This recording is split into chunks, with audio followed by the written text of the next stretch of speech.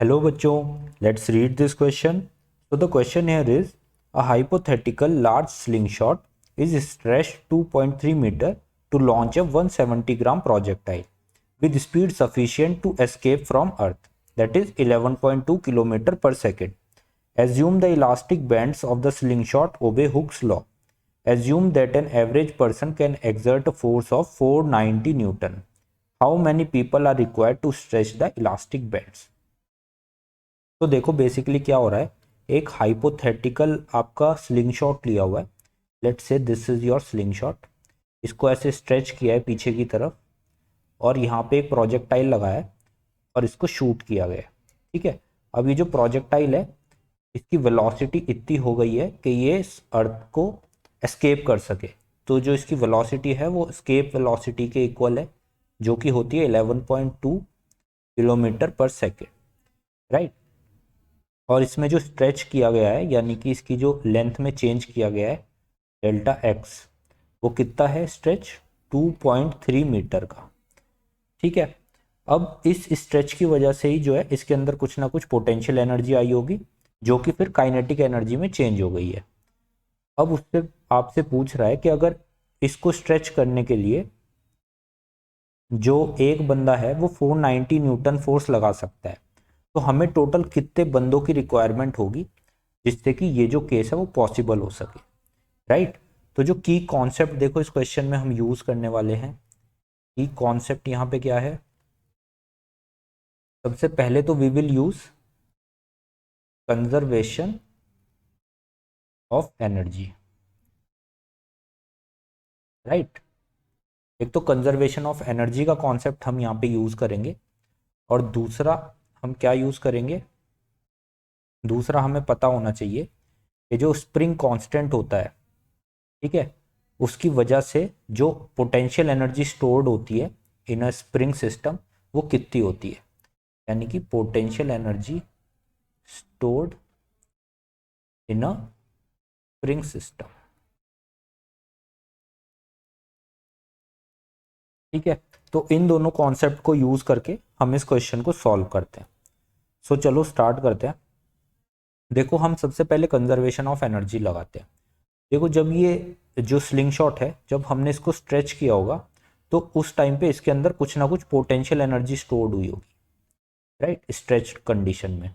और ये जो पोटेंशियल एनर्जी होती है इसका फॉर्मूला होता है हाफ के एक्स स्क्वायर. राइट. वेयर के is the spring constant for this sling shot और एक्स जो है वो हुई है इसकी जो स्ट्रेच इसके अंदर आया स्ट्रिंग के अंदर. ठीक है. तो ये जो एनर्जी है पोटेंशियल एनर्जी जब हम इसे रिलीज करेंगे प्रोजेक्टाइल को तो ये किस में चेंज हो जाएगी, इसकी काइनेटिक एनर्जी में चेंज हो जाएगी.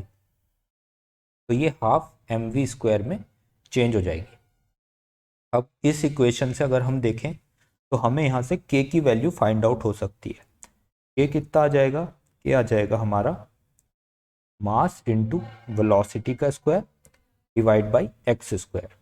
मास हमें क्वेश्चन में गिवन है प्रोजेक्टाइल का जो कि है 170 ग्राम यानी कि 0.17 kg इस प्रोजेक्टाइल का मास है. राइट. तो इसकी वैल्यू हम यहाँ पे पुट कर देते हैं.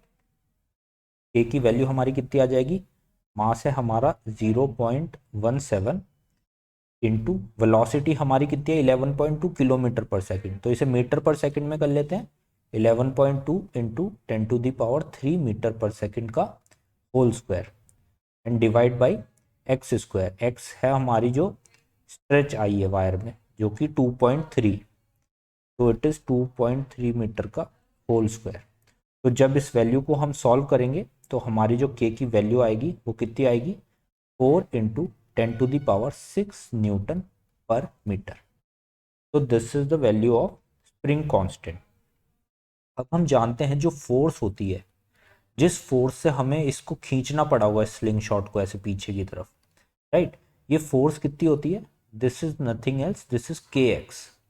ठीक है. स्प्रिंग कांस्टेंट इनटू कितना डिस्प्लेसमेंट तक आपने उसको खींचा है, तो ये फोर्स आपको मिल जाएगी यहाँ से. तो this is the required force जो कि हमें चाहिए. कितनी आएगी ये 4 इंटू 10⁶ इंटू 2.3. तो this will come out to 92 into 10⁵ newton. तो बेसिकली आपको इस स्लिंग शॉट को खींचने के लिए इतनी फोर्स की रिक्वायरमेंट है, और आपका एक सिंगल बंदा कितनी फोर्स प्रोवाइड कर सकता है?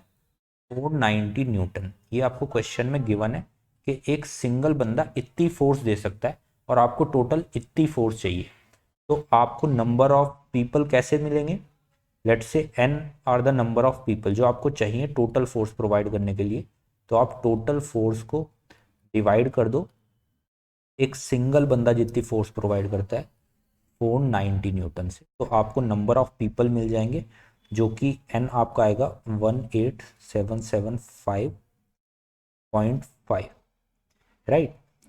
तो अगर आप यहाँ ऑप्शन से इसको देखो तो ये अप्रॉक्स इक्वल आ जाएगा 1.89 इंटू 10⁴।